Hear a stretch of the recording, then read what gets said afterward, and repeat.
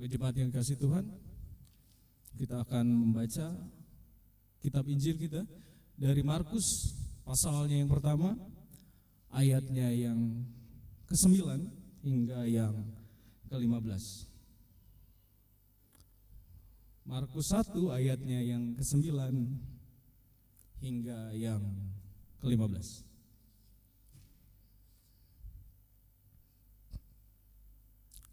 Saya bacakan untuk kita semua. Pada waktu itu datanglah Yesus dari Nazaret di tanah Galilea, dan ia dibaptis di sungai Yordan oleh Yohanes. Pada saat ia keluar dari air, ia melihat langit terkoyak, dan roh seperti burung merpati turun ke atasnya. Lalu terdengarlah suara dari sorga, "Engkaulah anakku yang kukasihi, kepadamulah aku berkenan." Segera sesudah itu roh memimpin dia ke padang gurun. Di padang gurun itu ia tinggal 40 hari lamanya, dicobai oleh iblis. Ia berada di sana di antara binatang-binatang liar dan malaikat-malaikat melayani dia. Sesudah Yohanes ditangkap, datanglah Yesus ke Galilea memberitakan Injil Allah. Katanya, "Waktunya telah genap. Kerajaan Allah sudah dekat. Bertobatlah dan percayalah kepada Injil." Demikianlah Injil Tuhan kita Yesus Kristus. Berbahagialah mereka yang mendengarkan firman Allah dan yang memeliharanya.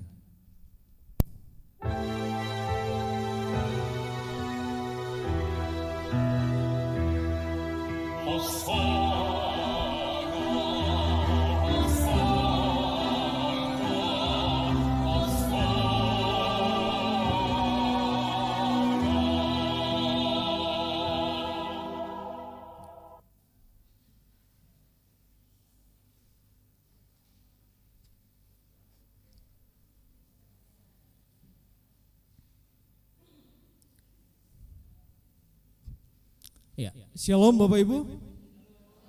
Ya. Selamat pagi. Oke. Apa kabarnya hari ini?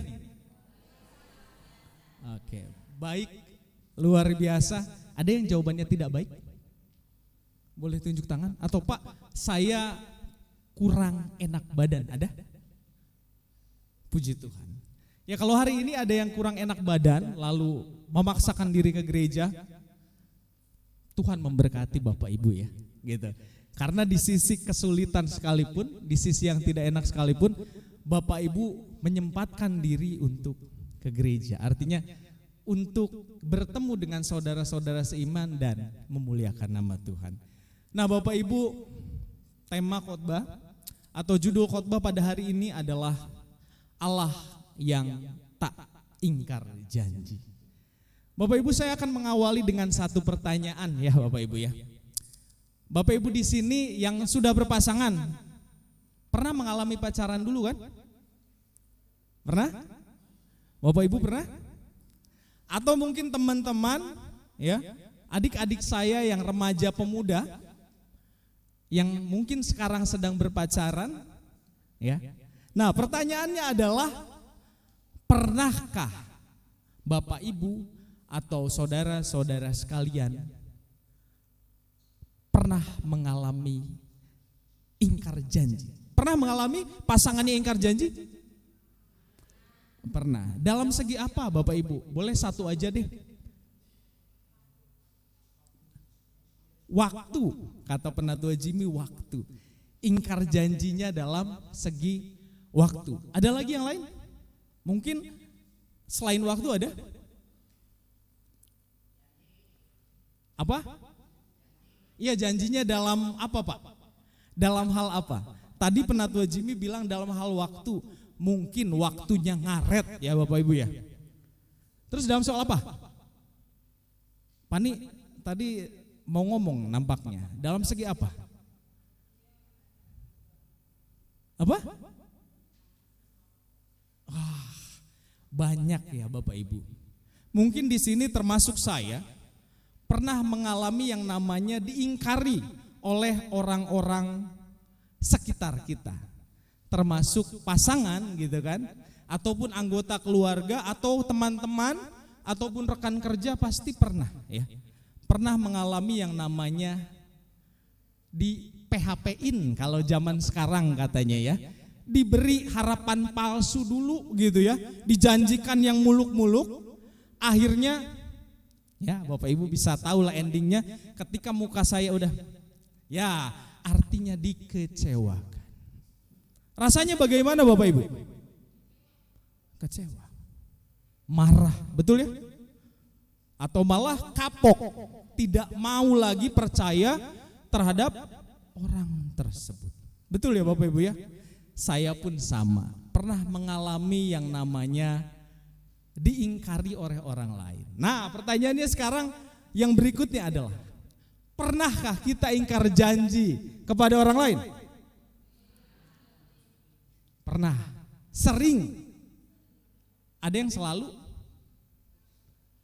Nah, oke Bapak Ibu ya, sekarang saya balik pertanyaannya. Tadi kalau kita diingkari oleh orang lain, perasaan kita kecewa, perasaan kita sakit, perasaan kita justru sedih, bahkan tidak mau percaya lagi kepada orang tersebut.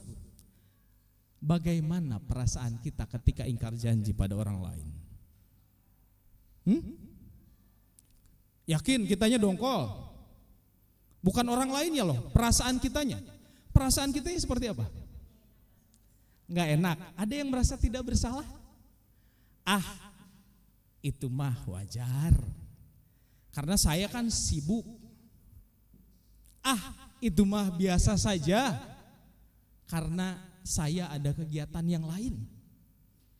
Dengan enak kita mengatakan bahwa sudahlah. Itu wajar. Itu sudah biasa saja. Tapi ketika kita mengalami diingkari janji oleh orang lain, kita akan serta-merta mengatakan, saya sakit, saya kecewa, saya ini dan itu. Hal-hal yang tidak enak diungkapkan. Nah Bapak Ibu, di dalam perjalanan hidup kita seringkali dihadapkan pada berbagai tantangan dan ketidakpastian. Bukan hanya saudara, bukan hanya pasangan, bukan hanya teman-teman, tetapi lingkungan di sekitar kita. Tidak ada yang pernah memberikan kepastian sebuah janji. Betul ya Bapak Ibu ya? Jadi ada istilahnya yang namanya ditusuk dari belakang. Artinya sudah mah diingkari janjinya, ditambah disakiti. Tapi ada satu janji yang tidak pernah ingkar, yaitu adalah janji Allah. Nah Bapak Ibu, namun di tengah semua itu kita memiliki satu kepastian yang teguh. Allah yang tidak pernah ingkar janji. Firman-Nya adalah sebuah landasan yang kokoh bagi setiap langkah kita. Dan janjinya adalah pegangan di dalam hidup kita menjalani segala situasi. Nah Bapak Ibu, kalau kita berbicara tentang Allah yang tak pernah ingkar janji, saya akan bertanya tentang pemeliharaan Allah dalam hidup kita. Pernahkah kita bersyukur? Pernah? Sering Pak? Mungkin tiap hari juga bisa.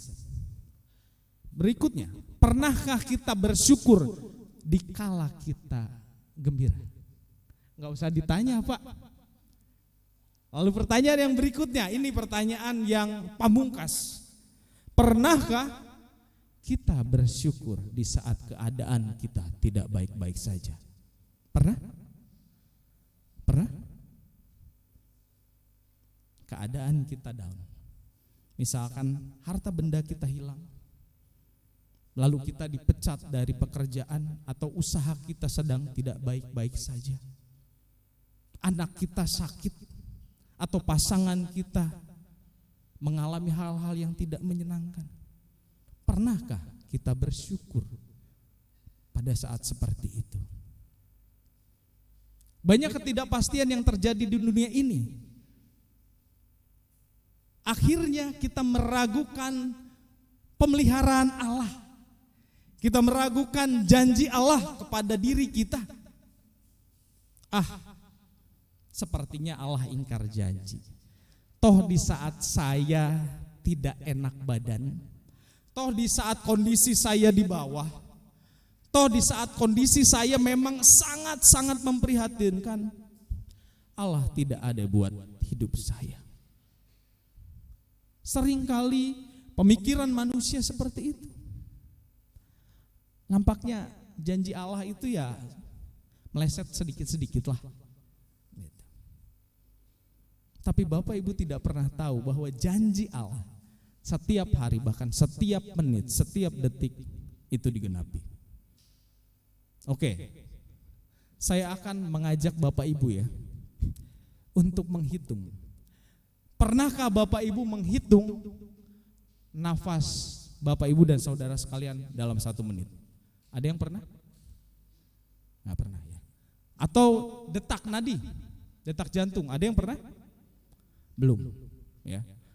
Kalau nanti Bapak Ibu senggang habis ini, hitunglah berapa detak jantung Bapak Ibu dan saudara sekalian dalam 1 menit saja.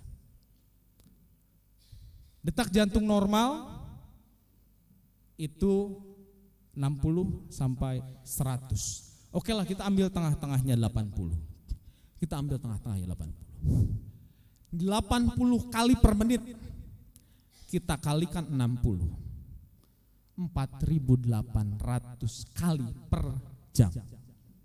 Dikalikan 24 jam. Itu baru detak jantung. Lalu nafas kita.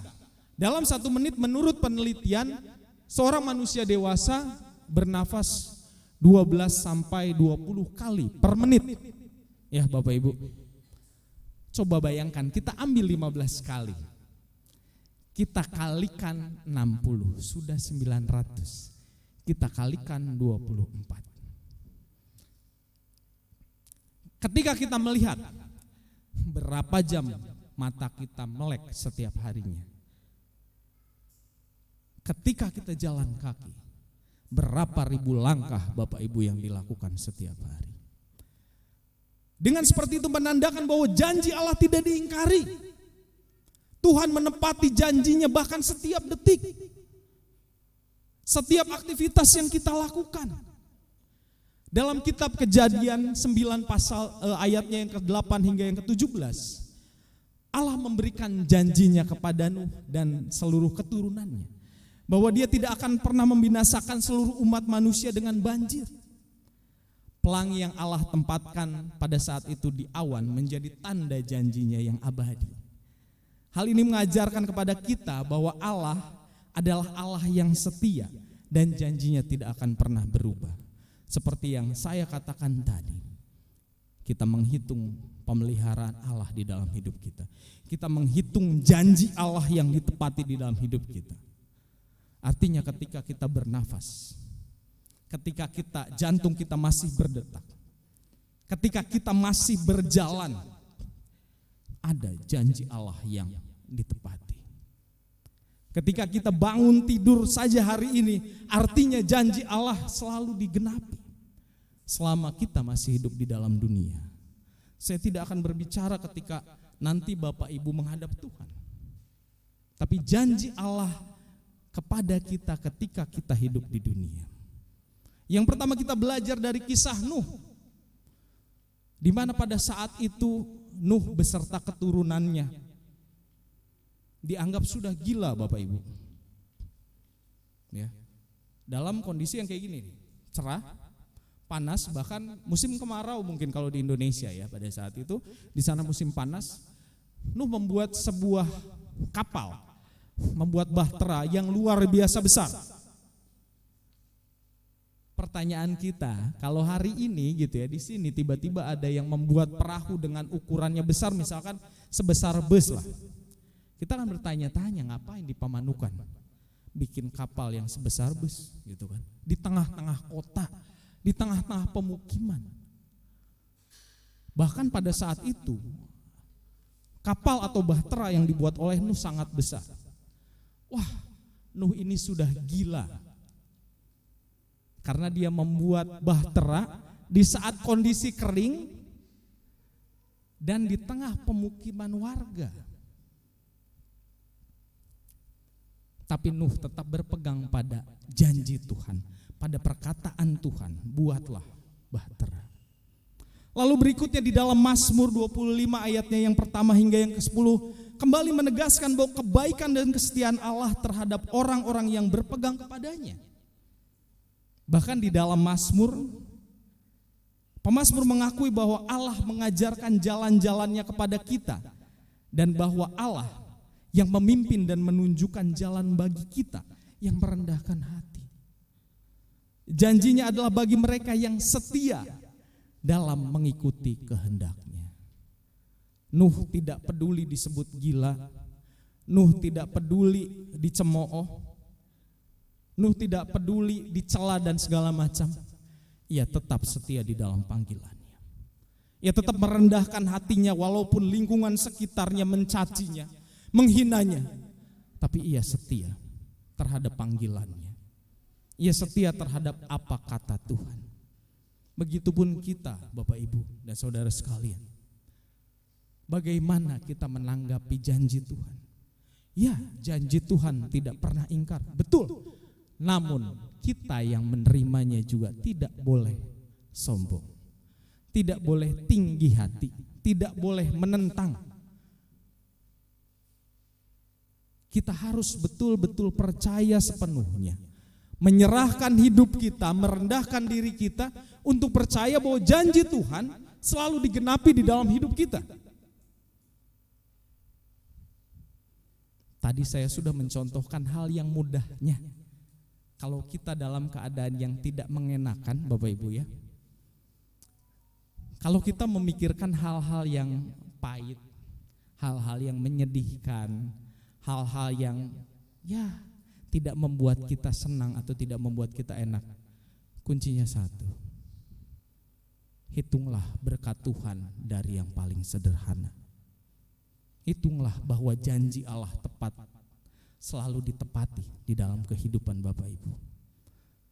Ketika Bapak Ibu bangun pagi hari, ketika buka mata lalu bernafas, bangun dari tempat tidur, duduk, tidak perlu melakukan aktivitas apapun Bapak Ibu, berterima kasihlah kepada Tuhan.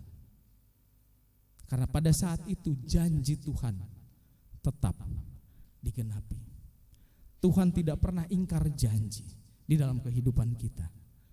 Ketika kita bangun pagi, kita merasakan nafas dari Tuhan, kita bersyukur, kita berterima kasih. Artinya Allah tidak pernah ingkar janji di dalam kehidupan kita. Lalu dikuatkan kembali di kitab 1 Petrus bahwa dikatakan bahwa pengorbanan Tuhan kita Yesus Kristus membawa keselamatan bagi umat manusia.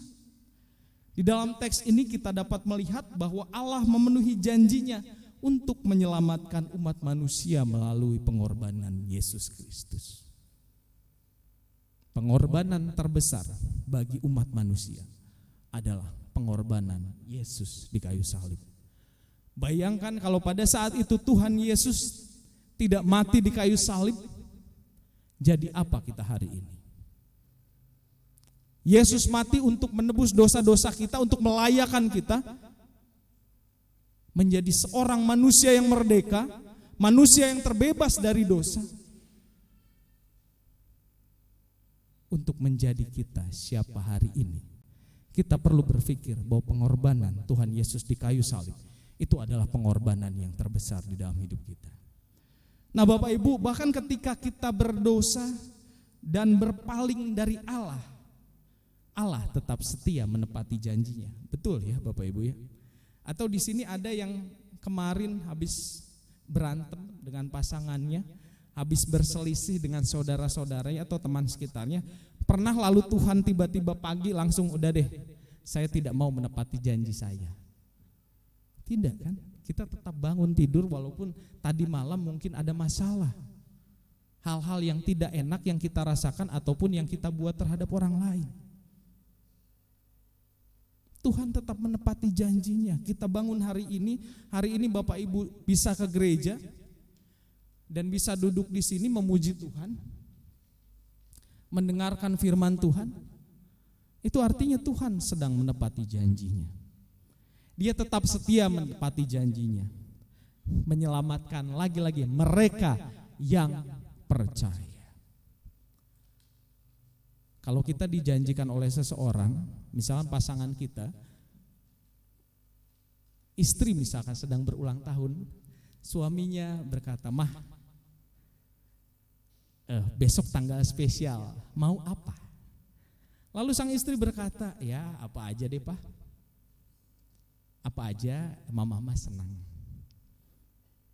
Artinya ketika sang suami memberikan sesuatu, entah itu apapun, Bapak Ibu percaya bahwa itu sesuatu yang bagus, sesuatu yang bernilai. Betul ya Bapak Ibu ya? Pernah ada yang di sini memberikan kado atau hadiah untuk pasangannya? Ibu Berti mungkin? Pernah Bu diberikan kado? Oh belum. Iya. Mungkin Pak Jack pernah memberikan hadiah untuk istrinya?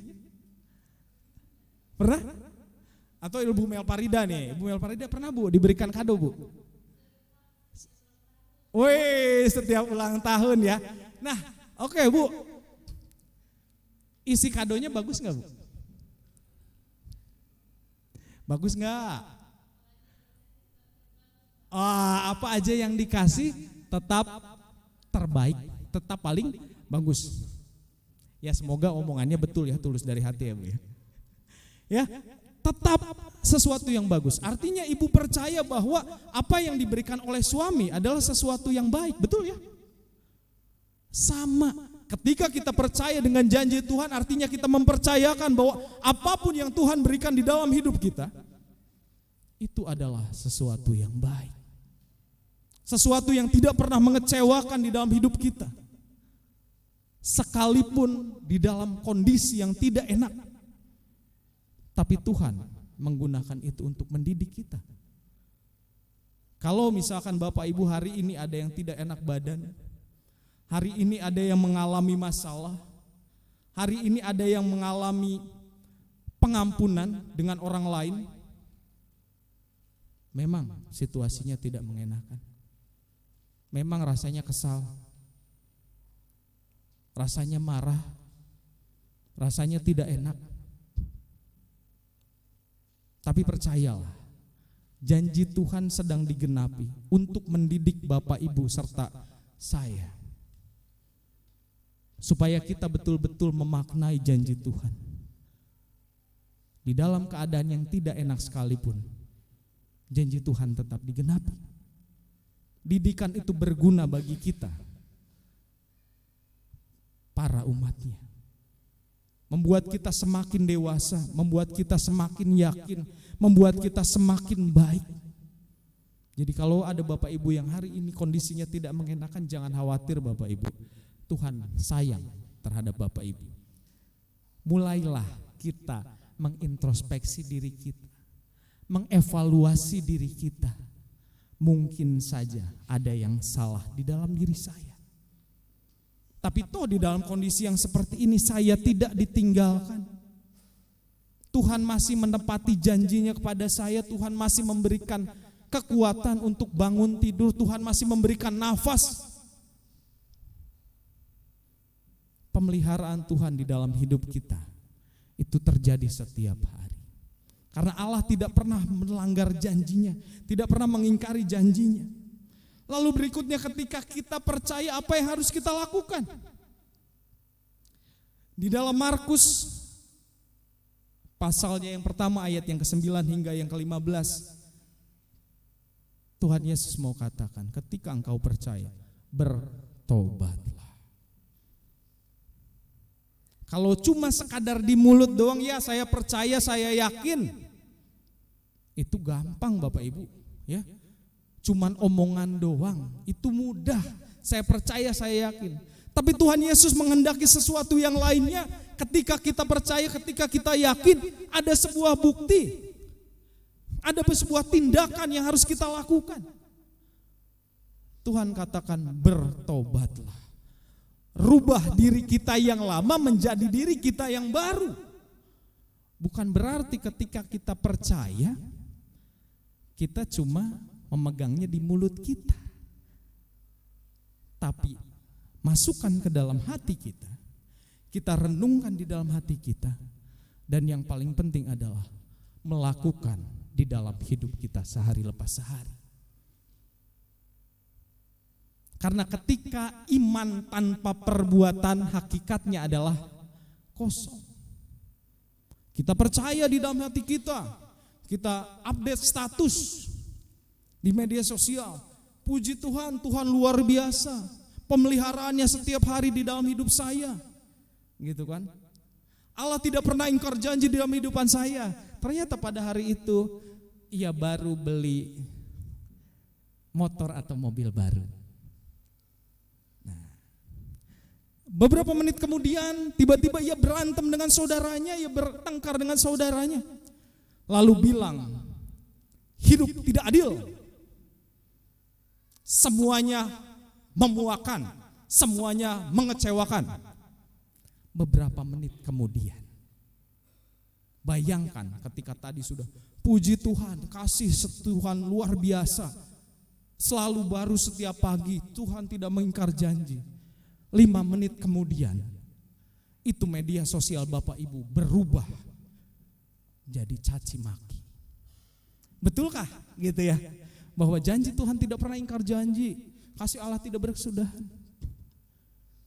Artinya ketika kita betul percaya, ada respon iman, ada pertobatan di dalam hidup kita. Bapak Ibu yang hari ini punya masalah, cukupkanlah masalahmu hari ini. Kalau bisa, ketika engkau tidak berdamai dengan saudaramu, berdamai dulu. Ya. Bahkan Tuhan katakan ketika belum berdamai suruh balik dulu deh, berdamai dulu sama saudaramu gitu loh. Yang punya masalah dan segala macam di dalam misalkan kehidupan, berkeluarga, bermasyarakat. Ketika kita percaya dengan janji Tuhan, Tuhan mau katakan ada respon iman dan perbuatan yang harus dilakukan. Ada harga yang harus dibayar ketika kita percaya ataupun yakin kepada Tuhan. Bukan cuma ucapan doang, tapi betul-betul tindakan yang merubah hidup kita dari manusia lama ke manusia yang baru. Bapak Ibu, pesan Tuhan untuk bertobat dan percaya kepada Injil katanya karena kerajaan Allah sudah dekat. Tidak perlu berpikir kiamat ya Bapak Ibu ya. Kalau kita berpikir kerajaan Allah sudah dekat artinya kiamat mau datang, bukan seperti itu. Artinya kerajaan Allah adalah menganggap atau menjadikan raja di dalam hidup kita.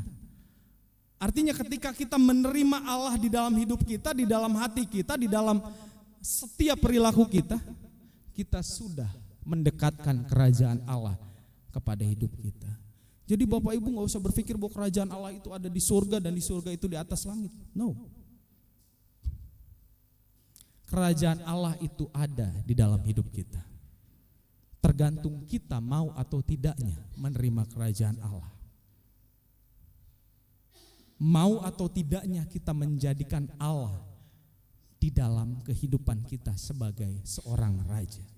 Seorang raja berhak sepenuhnya memimpin rakyatnya. Artinya kita ketika menjadikan Allah raja di dalam hidup kita, kita siap diperintah apapun oleh Allah.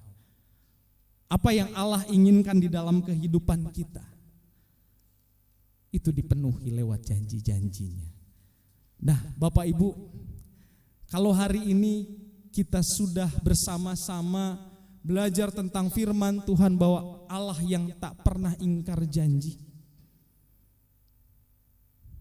maka mulailah rubah hidup Bapak Ibu. Kalau memang hari ini masih banyak hal-hal yang tidak enak, masih banyak masalah, percayakan pada Tuhan, pasrahkan pada Tuhan. Dan ketika Bapak Ibu sudah pasrah, sudah percaya kepada Tuhan, rubahlah kehidupanmu. Lakukan hal yang baik, bertobatlah. Karena Allah yang setia tidak pernah mengingkari janji-janjinya. Dan kita harus percaya bahwa janji Allah selalu digenapi dalam kehidupan kita. dalam kondisi senang, dalam kondisi sedih, dalam kondisi kesal ataupun hal-hal yang lain, Tuhan tidak pernah meninggalkan kita. Tuhan selalu menepati janjinya, dan Tuhan tidak pernah mengingkari janjinya dari hari ini sampai selama-lamanya. Tuhan Yesus memberkati kita semua.